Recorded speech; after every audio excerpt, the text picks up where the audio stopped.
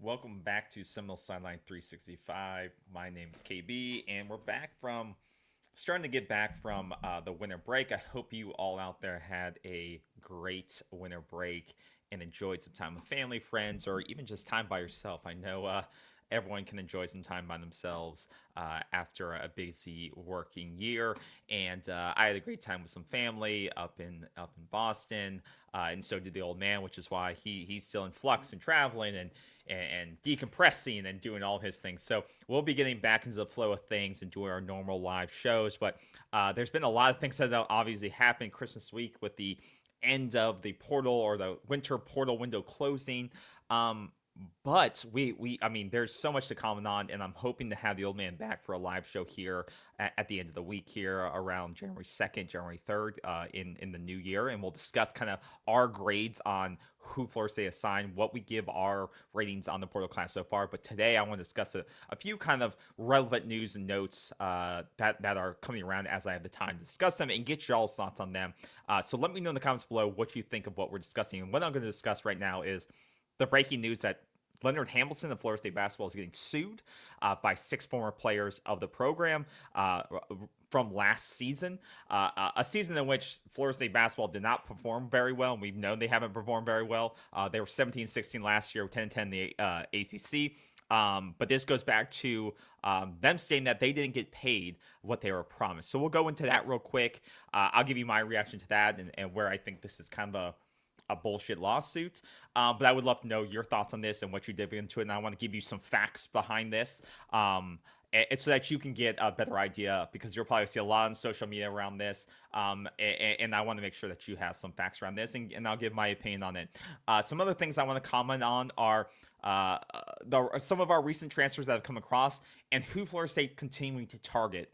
Just because the winter portal window is closing doesn't mean that Florida State isn't targeting some guys because there are still a few days left where they can close some guys in or get some guys on visits and some guys that they can still sign. And I believe, and correct me if I'm wrong in the comments of this video, I believe if you are a graduate transfer, so if you have that graduate degree, that window stays open. So a typical or a traditional graduate transfer can continue to evaluate, visit, and move on within that window of time. And if you're a part of a playoff team, that window extends by a couple of days. I believe 2 or 3 days after the closing of the window. I believe on the second. I believe it is. So, or they give until the second. So, we'll discuss that. But there are some key names that I want to make sure are on your radar that will be visiting on the first, second, and third that have been identified so far. Because Florida State is far from done rebuilding this roster, and as we all know, there are a lot of pieces that have been added but that need to be added still. So I'll make sure we'll go through those three big things right off the bat. The NIL lawsuit, key names that have been added to the roster, and key names that you should be looking for over the next week. And we'll go from there. So let me know in the comments below whether you agree with me, disagree with me, like and subscribe. We appreciate it. And let's get right into the news here. So like I said before, I really want to talk about this lawsuit pertaining to Leonard Hamilton and the six former players that are basically bringing this upon him. So it was tweeted out today. It probably was on everyone's radar, or it was on mine the old man actually sent it to me when I woke up this morning that in a landmark. Well, Ross Dellinger calls it a landmark filing, which I don't know if it's a landmark filing, but six former basketball players are suing Leonard Hamilton over 1.5 million in unpaid NIL cash that he says was promised to them. That is the big thing in this statement. Was promised to them. The complaint details a team-wide boycott of a practice last season over the payments. So as you dig into this article a bit more of it comes out. So it was they were each allegedly promised 250K in NIL payments each from Hamilton's quote unquote business partners. And from what they are now saying in the legal lawsuit is that they were not paid that. This resulted in like the tweet says, in a boycotted practice last season over those missed payments. The six players in this lawsuit are Darren Green Jr., Josh Nickelberry, Primo Spears, Cameron Fletcher, Dante Green, and Jalen Worley. Jalen Worley, Primo Spears were two of the, I think, bigger transfers from last year's class who came in. Cameron Fletcher had been here a couple of years, formerly of Kentucky. Darren Green, I believe, was from UCF. And so these were all obviously guys that you had brought in, not via the high school ranks, most of them, but these were key transfers that Hamilton had brought in to try to bring more success to the team that had been struggling in the portal era since its inception. And I'm just gonna say, none of these players really made a huge impact in my eyes. I mean, Primo Spears was okay, but if you see where these players are now, none of them are at any major programs doing any major impacts on their teams. In fact, the only one that went to a major program, a top 25 program that I know of, is Jalen Worley. He went to Gonzaga, and he's actually redshirting this season. So that is that. Cameron Fletcher, I think, is at Xavier now. And yeah, I don't want to get into what they're doing, what they are. Regardless, the big thing here is that the lawyer who's actually representing them is that there is no the lawyer who is representing them has stated that there was actually no written contractual agreement between Hamilton or representatives or agents or anything of that matter of these payments. There was never any written contractual contracts, signatures, anything like that. It was a oral agreement, supposedly, that these payments would be made, and that these kind of promises were made in two separate team meetings, that were made in individual conversations with the players and their families, and that these players only transferred to Florida State under the assurances that this money would be received and that this money would be given to them. Their evidence that this lawyer says is of these NIL promises is that in this complaint is that there's multiple text messages and exchanges among the players, between players in Hamilton and between players like Will Cohen, who is an executive of one of Florida State's NIL collectives. And so right now, that is the biggest, in my eyes, and if you want to know, Will Cohen is the chief operating officer at Rising Spear. So he is the person kind of, that is what's tying this whole thing together right now. Because in my eyes, if you don't have a signed contract, you don't have shit. In any business scenario, if you don't, I don't go to work on the promise of payment. I go to work because I have a signed contract that says you will pay me this weekly amount, or this bi-weekly amount or bi-monthly amount based on my salary. And even people who work at McDonald's or Dollar Tree, they go in because they have signed a contract says this is your hourly rate and you will be paid this on weekly or bi-month or whatever it is, and you get these benefits based on what you signed with us. I don't know any business or even sports league that works on oral agreements or text message agreements, or anyone that would work on that, knowing that that's how their agreement is set up. And I blame the families, I blame the students, I blame the athlete students, because I'm no longer calling them student athletes. They're athlete students now, because they're all getting paid more than many American families. Average Americans are getting paid to do their day-to-day work, 40 hours a week plus. So I blame both the athletes and their families for not seeing what this is, because this is basic stuff in my eyes. If you were promised $250K, you would think you would have more than a text message to back that statement up, to assure that you got paid back. And the thing I've seen with multiple of these scandals or lawsuits, because we talked about one earlier in the year where it wasn't Tulsa. Maybe it was Tulsa, but there was a football program where the players also said that they were promised NIL payments, and there was it was Tulsa. Where their Tulsa players were promised money, and they never got it. They never got the money because the coach said at the end of the season, we don't have any money.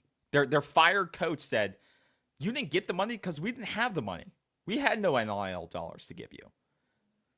Because once again, none of this was written down. This was all promises. And my question would be is, are these players waiting till the end of the season to get their money? Are these payments not coming out like monthly or bi-monthly, every other week? Why is it all these coming out like towards the end of the year where they're like, where's my payment? I would expect if I was an athlete or like a regular employee of a business, I should be getting paid twice a month, not 3-4 months when the season ends. That would scare me even more. But the issue is that I think many of these kids haven't had to work a normal job, so they may not know how these things work. But that's where a lot of the blame then goes on the families, because I would assume their family members or their agents know how contracts works. And when we're dealing with hundreds of thousands of dollars, once again, you wouldn't think that would come up as a lump sum payment after 4 months of performance, because that seems more advantageous to the football program or basketball program or the athletic program than it does the player. You expect to be paid based on what the contract outlines. But once again, like many of these scandals, there's nothing outlined. It's done through text messages or through conversation or through nothing in writing. So it's not structured out. And that's the issue. Nothing is structured out in these scenarios where people don't get paid. That's the scary part.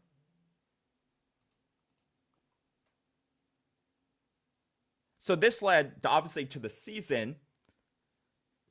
Players boycotted the practice on February 17th. The article describes last year against Duke, they walked out of the gym over frustrations of not getting paid. They intended to boycott a game. And then it was reemphasized, I guess, by Hamilton that money would be put into the player's account. Once again, this is all hearsay. Unless they have text messages that says Hamilton said that they would get paid, I don't know if this is true or not.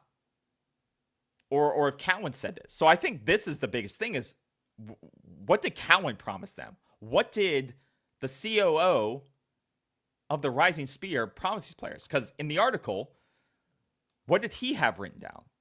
In the article, it states right here that Cowan, in conversations with Hamilton, the players communicated that they needed the money to pay taxes, rent, and car notes, that they were tired of the lies, quote unquote. In the middle of the season, it says Darren Green texted Cowan, remember the CEO of Rising Spear, that this money situation is weighing on a lot of the guys and affecting guys on the court. Quote, he's trying to get the guys to understand the delay in payment, but it's hard when they have been told $250,000. Once again, I don't, this doesn't give, once again, I think there's been prior things that have happened with the Rising Spear collective before. And now it's something else with them. And to my knowledge, they're the ones that are most involved with non-football related programs, right? They're the ones who are, Battle's End takes care of football. I feel like they probably have, no one can see the revenue that these programs, that or the fundraising that these collectives are bringing in. But I think Rising, Battle's End is number one. They do the football related stuff. They're good at that. Seems like, for the most part, people are happy with that. Last year, you could question some of the investments, but I don't think they're the ones choosing who to invest in. That's the staff is telling them who to point the money towards. But I think they do a good job of fundraising, and nobody can strike them against that. But when we look at basketball and some of the other programs, I think that's where Rising Spear has had to take on some of that focus. And now we look at this.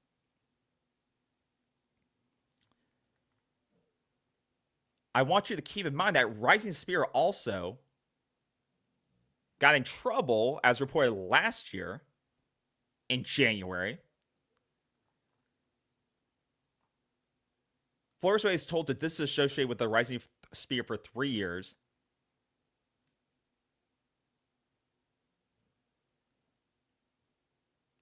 Due to the Alex Atkins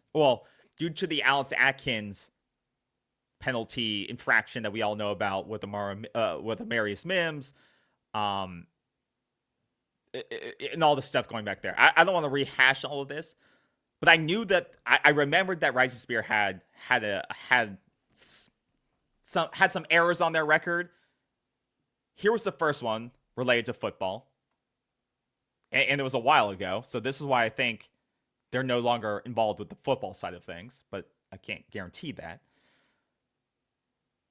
And now you have one with basketball and Leonard Hamilton and the promise of payment and their COO being directly implicated in this lawsuit. And you have to say, what is going on with the Rising Spear?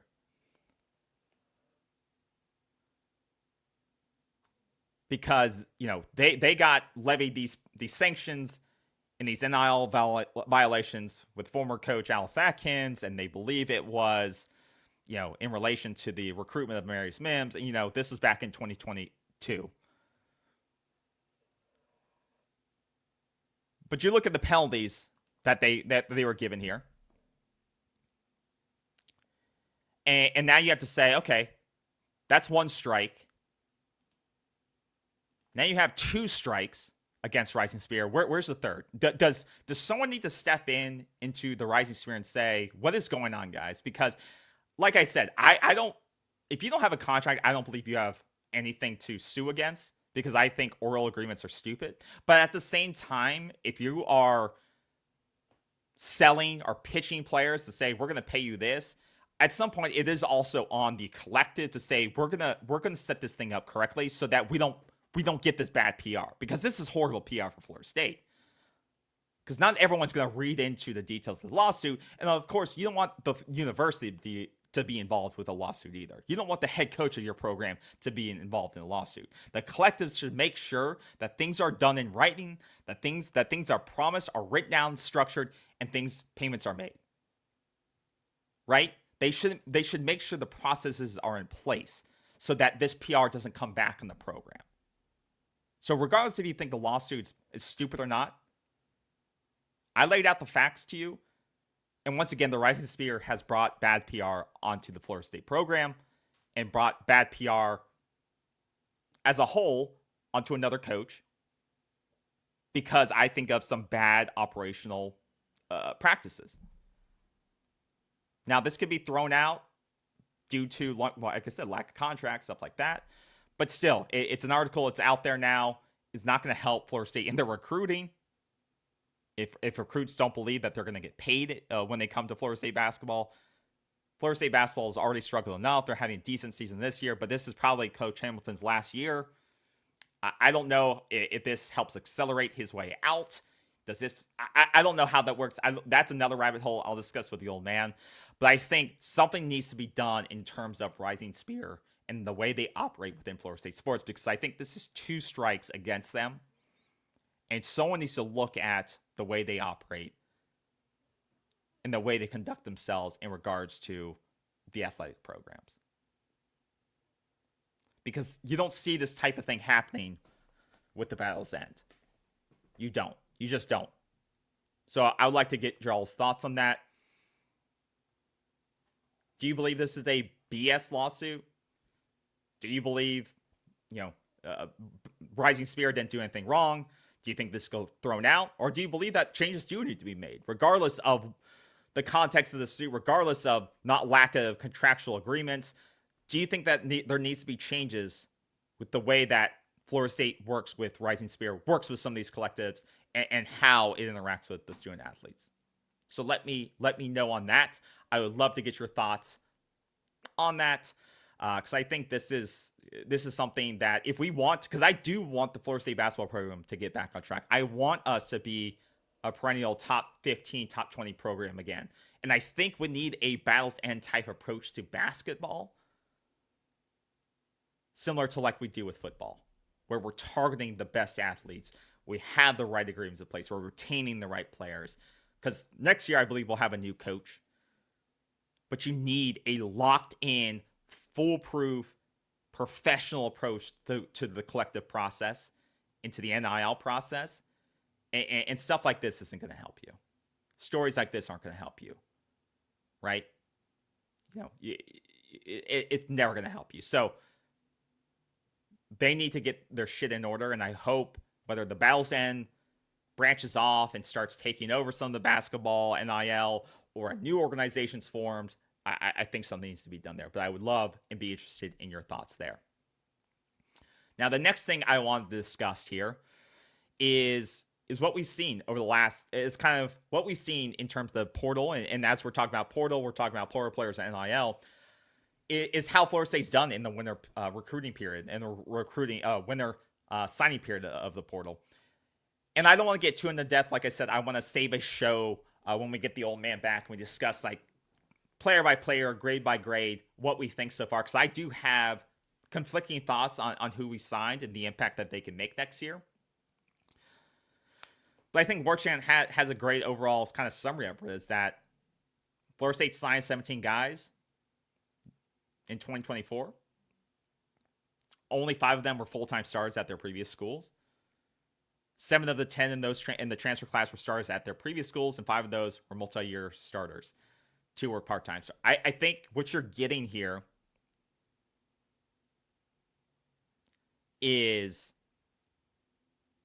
many guys in this current class versus the last class that are experienced, have valuable reps, and have multi years.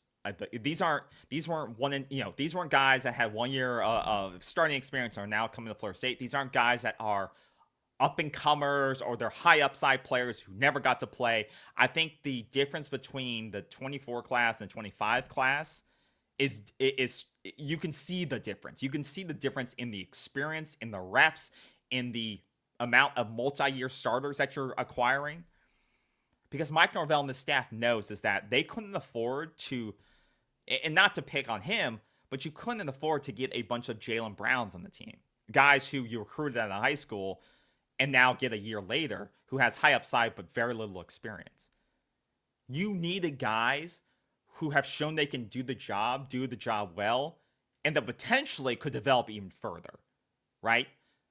And they may only be one and done guys, but if you were looking to turn around this thing fast, in the words of Mike Norvell, do it quickly, you're going to have to take on a bunch of one and done guys and give some of your high school recruits potentially time to develop so they're ready next year, but also give you the players to compete in 2025 immediately. And I think too, some of that is going to become just routine in the age of NIL. Is taking one and done guys and churning out your roster year over year isn't going to be uncommon, especially at certain positions that are crucial. That either guys are out of eligibility or high injury risk or are just high impact positions. You know, you saw Notre Dame 2 years in a row, they took quarterbacks, and now look where they are. And they were able to supplement different positions on their squad, as well as recruit high on the high school level. But they found different positions where they recruit out of the portal, they supplement in other areas, and now they're a national title contender. I think there's ways where you can get one and done guys to come in and make a high impact while then bringing around them high school talent that you develop and nurture. And then also some kind of multi-year transfer portal guys that have higher upside, lower reps. But you need there is a science to this. And I'm not here to pretend like I'm the mad scientist that knows how to do it perfectly.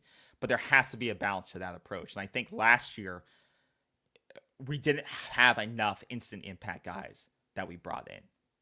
And of course, we over-evaluate guys that we had on the roster. We thought the guys on the O-line, just because they had a ton of experience, were going to be great for us.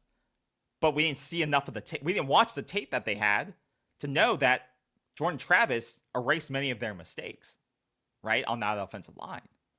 And so we brought the same guys back, brought an immobile quarterback in, and it was field on fire. You couldn't move the football. And then you surrounded him, an immobile quarterback, with inexperienced receivers, and it was a doomsday scenario.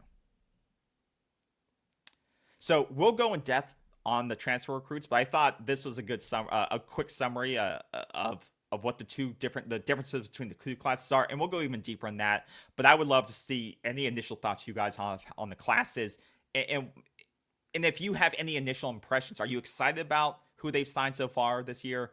Are you a little disappointed? What more do you think Florida State needs to sign as we go into the final days of the portal here? And on that note, in terms of the final days of the portal,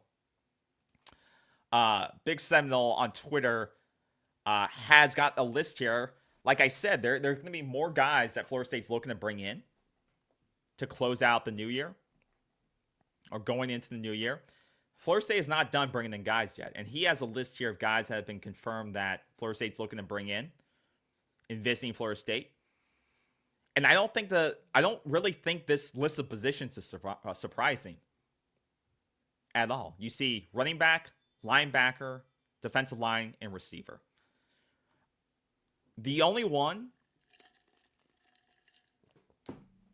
that could be surprising to you is, you could maybe say running back, because you may say, well, KB, we already have Cam Davis. We already, we brought in Usama. We brought in, we already have Roy Dell. We already have, we already, Sam Singles. We already have like 6 running backs. But what I would say to you, and I don't think that's a bad argument. I'm not going to argue with that logic. But I think if you're going to be truly a great program, you can't be limited to what you have on your roster. You can't say, oh, well, we have 6 positional players. We're done recruiting. If you see a guy in the portal that you think is going to make your team better, regardless if you have 6 at that position already, you go bring him in. And if that forces somebody out, they're gone. That is what this team needs to become. We need to become a program that looks to the best players and doesn't give a shit about the feelings that's going to cause in the positional room, right? We too much, I believe, tried to, I think we saw too much of Nice Mike, who was like, I don't want to shake up the room. I'm going to see if Kentron or Darian Williamson, those guys, they're gonna break out this year. We're gonna keep developing them, and 3-4 years later, they're still doing the same things, right? And that's not just picking on them. That's many different positional players across this team, where you didn't bring in high impact guys. You brought in development players that didn't shake up the room, but said, we'll grow them, we'll develop them. We won't shake up the room with a 1,000-yard receiver or a big play receiver. I think the only time they really did that is when they brought in Keon Coleman, though, which was, I think, one of the best pickups they did, was a high-impact guy, and it worked out for you, right?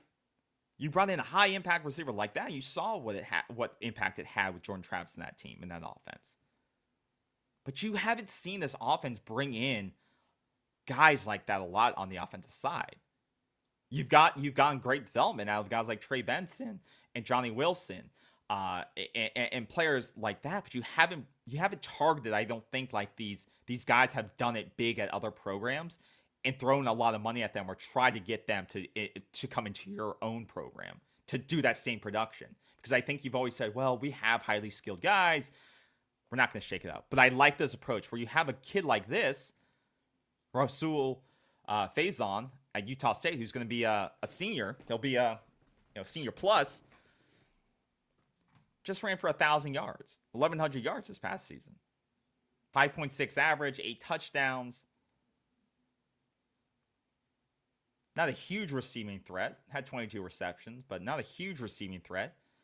But you look at his career, I mean, he's only you may potentially have 2 years of him depending on his eligibility, but he's only been active 2 years. I mean, 1,800 yards of the past 2 seasons. I mean, this is a guy that can do it. This is a guy that can do it in my eyes. This is a guy that's shifty. If we look at, someone had a highlight up here of him. I think Clay Fink had a little highlight of him. And I think what hurt some of Florida State last year was you didn't have some of the running. What hurts the offensive line a little bit last year is that sometimes I thought our running backs didn't have elusive vision. They couldn't always see the slimmest of holes. They couldn't break fast. And what helps a mid to below average offensive line is running backs that can see the hole and break it through it, or make their own hole. See that glimmer of sunshine and make something big out of it. And get to tough yards. And I think Cam didn't always do that, wasn't able to always do that. He was young, trying to learn on the field. And I think a guy like this, a battle-tested kid like this, maybe a guy that can take a hit, can see the vision, make the cut, take a tackle, pound the ball, is something that you may need on this team. A veteran-led presence, because, I mean, you're returning a room next year that's going to have your highest ball carrier next year. Remember, you lost Toafili. Your highest returning ball carrier is going to be Cam Davis with 173 yards. Or potentially, if we look career-wise, probably Keziah Holmes. I mean, it's like you're going to have two rooms, receiving room and rushing room, that are going to have career totals. The leader in career yardage is going to have like 800 yards total, 600 yards total. You need veterans in these skill position rooms, in the receiver position, in the rushing position. You need veterans who have done it before, who you can trust with the ball in crunch time. And that's not to say you get rid of the young guys, because I see a lot of talent on this team. A lot of guys that could be the next guy. But I think it's super smart to get a guy like this on campus, who's playing some big games, put up some big numbers, 109 yards against Boise State, 115 against Utah, 6-yard average against USC, and it was a blowout, but, once again, he wasn't playing on the best team, but, he played some big games against some decent quality teams. Well, like I said, we play in the ACC. We're not playing elite competition every other week, right? So we don't need to pretend like this guy didn't play anybody. Well, we're not playing elite competition every week. Let's just face it. So if we think this guy makes our room better, go ahead and go after him. That is my approach. If he makes us better, immediately go and get him. I don't care how many bodies are in the room. And if this forces somebody out, so be it. Then they don't want to compete, and it doesn't matter, because this guy made us better anyway. That is my approach to the portal.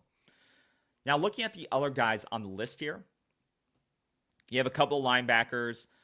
Caleb Lavelle is a freshman, or was a freshman on UNC, which I think is interesting because he played in their bowl game, the Pinstripe Bowl, I believe it was, and he was flying all across the field. Now, that's a game that UNC lost to UConn, but he had 9 tackles in that game, and he had very few, I believe. I mean, he didn't get a ton of playing time, I don't believe, this past season for North Carolina as a true freshman. But 6'1", 225, that was one of his only big game. He only played in 5 games this entire season, I believe.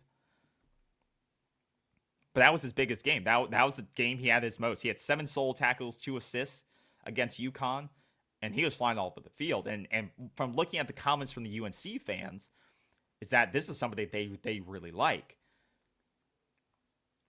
And Norvell Central tweets out is that Brendan Sonnen from 24/7 has already crystal balled him to Florida State. So it seems like this guy, and from what I'm seeing, we're his only visit scheduled so far. He's supposed to come and visit in January, as it said in the tweet I just showed you previously, and it looks like he may be a lock. I think what he sees is that he instantly gets to compete for the starting spot at linebacker. right? He's looking to compete for starting time, like he had on Saturday against UConn in the bowl game, and maybe he doesn't want to work with Belichick. But I think that immediate need and Tony White, new defensive coach, stuff like that. This was a kid also Florida State, I believe, had recruited during the high school cycle. I think he sees this as a fresh start, team with need, immediate ability to compete for the position. I think what I see this as is at minimum, it's a depth piece for Florida State with a very high upside, because this is a guy you'll have for at least 3 years potentially. Eligibility wise, you'll have him for 3 years. So I think this would be a good addition. I don't know if this is going to be a instant impact player for you, but he showed he can play. And I think it adds talented depth to your team, but it may not be the instant impact player you need, because once again, he doesn't have two plus years of experience underneath his belt. But I think it raises the floor of your room. The kid from Georgia Southern, I believe from what I've seen from him, he is someone that would be that type of impact player for you, right? This is a guy that does have experience. He's a redshirt senior, has a ton of experience for you. Big play type of player. It would be hard for me to say which one I would want to sign if I had to pick one or the other, because one has a ton of experience and one has, I think, a lot of upside. I think you have to go for more impact than upside if you have to choose one or the other. So I would go with Marquez Watson, Trent if I had to choose one over the other, because I believe you need instant impact right now, right? I think that is what you, at the linebacker position especially, if you think this guy can start for you immediately over what you have in Cryer and Blake Nicholson and guys like that, if that's what this new defensive coordinating staff sees in him, and this is a guy that had this past season, 7.5 tackles for loss, 1.5 sacks, 120 total tackles, 52 solo. I mean, it's a striking difference in terms of experience, right, over this past season. I mean, if you get both of them, I think that's a home run, because you get veteran experience plus you get a guy with high upside to bring more depth to the room. Because I think this is a very thin room. It's thin on quality experience, but it's thin on impact as well, instant impact. So I think getting both these guys, if I had to choose one, I'm going to Marquez Watson or Trent, because you need a guy that's shown he can do it. A guy that's shown he can make the play. And once again, you can look at his tape. He played against Ole Miss. He played against James Madison. He played against Boise State. Look at him in those games. And if they believe, based on how he played against those games, he can stand up against ACC competition, I'm going to trust the staff to make the right decision there, invest the right money in the right person. But hell, if you can get both, go after both. Because I believe the room needs it, right? I believe the room really needs it. And then we look at defensive line. Jason Jenkins, I just think we need additional depth on the defensive line. It'd be great. I think they've added some nice pieces on the line in terms of, we talked about the edge piece, defensive line pieces they've already added. I think, once again, if you can add another impactful player on the line, another good rotational starting caliber piece with some experience, I think that's a win. Because obviously you lost a lot on your defensive line. Portal wise, NFL draft wise. So having an extra body there that is capable of rotating in this 3-3-5 type of defense, I think it's good to evaluate those players. So I'm not going to go too in depth there. Now the last one, I've said all along, this team needs to bring in a veteran receiver. This doesn't quite fit the bill for me. And I think Florida State has failed to do that so far. They failed in my eyes to do what they didn't do last year, right? They didn't last year bring in a veteran receiver for this team. and I think it hurt them. And this year, they haven't brought in a veteran receiver again.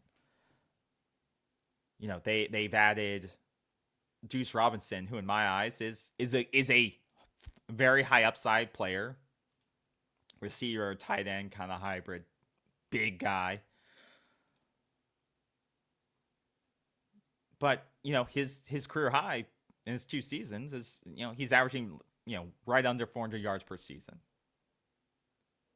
So he wasn't a high volume receiver. He had 23 receptions last year.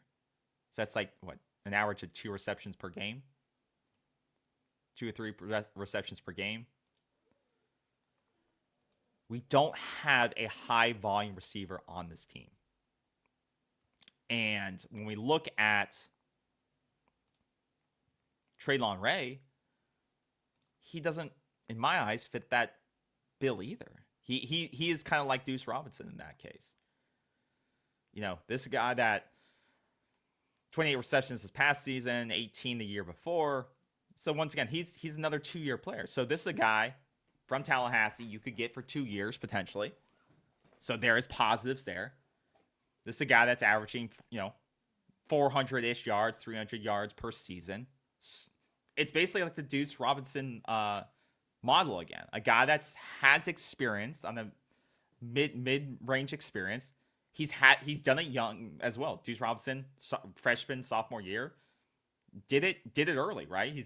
They both have had to play early in their careers, and they've shown they can play in their careers. They haven't broken out though, right? They haven't had the 800, 900, double-digit TD seasons yet. But they both kind of shown those flashes. Is this a player that, and that maybe that is the strategy with Florida State. They said, we're not going to go after the 1-star receiver. We need multiple capable guys because of the lack of experience and the lack of reps on this team.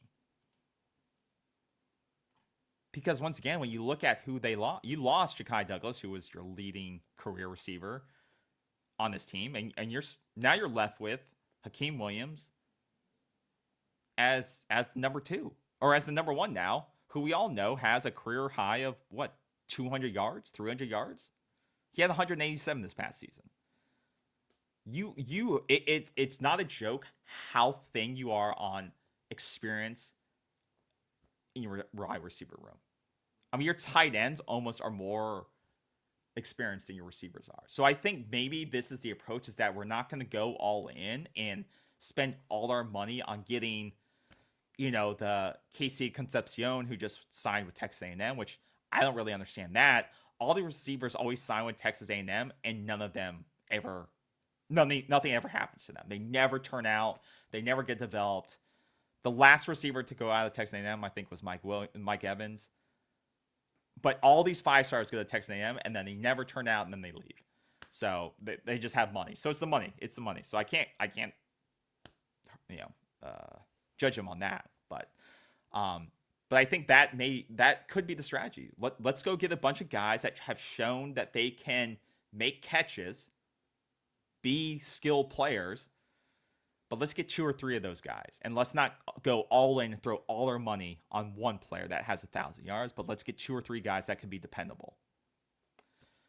And when I think about it that way and I say it out loud, I'm not totally against it. Because Traylon Ray and Deuce Robinson are already your leading receivers from last year. Isn't that scary to think about? Deuce Robinson and Traylon Ray, if you get him, would be 2 and 3 on your stat receiver list from last year. Ja'Kai Douglas would be the only guy with more yards, but he's gone, obviously.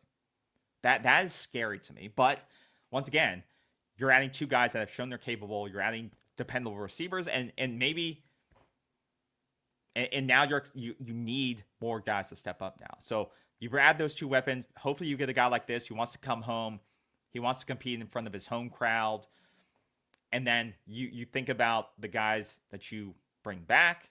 You're hoping for a breakout season from Hakeem Williams, BJ Gibson, players like that. You got your tight end room filled now to the brim with talent.